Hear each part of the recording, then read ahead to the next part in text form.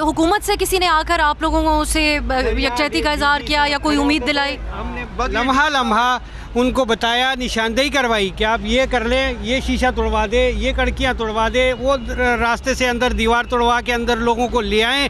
उन्होंने इग्नोर किए ये बातें। और वज़ीर आला साहब ने कोई वज़ीर आला साहब रात को आए थे, यहाँ थोड़ा सा स्पीच किया, फिर कुछ लोगों ने नारे बारे किए, वो अंदर जाके बैठ गए। ये रेस्क्यू का अमल है, इसको इस तरीके से करें कि कम से कम जो लाशें मिल रही है वो साबुत मिल जाए।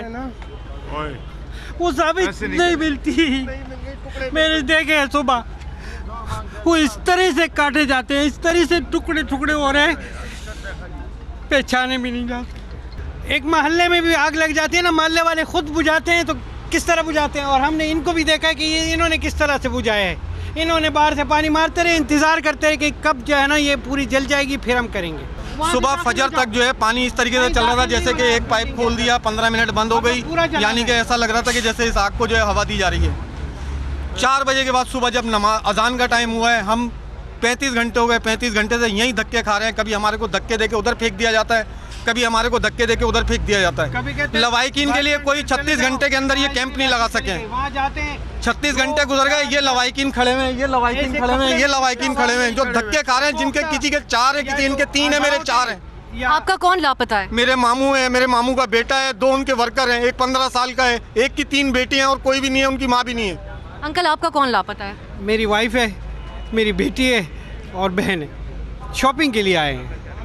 आप भी? मेरी बहन है और मेरी 2 खाला हैं। ये मैडम जो रेस्क्यू का अमल शुरू हुआ है ना, ये फजर की नमाज के बाद शुरू हुआ है। सारी मतलब हर जगह पे मौजूद है ये।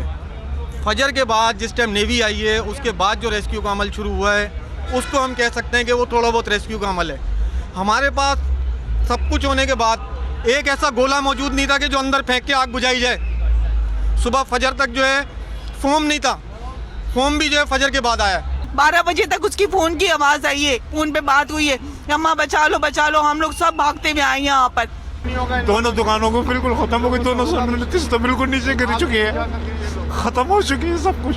दुल्हन भी साथ थी, दुल्हन की बहन भी है और नवासी भी है और बेटा भी है साथ, और अशरफ भांजा भी है। 6 के 6 अफराद यहाँ हैं।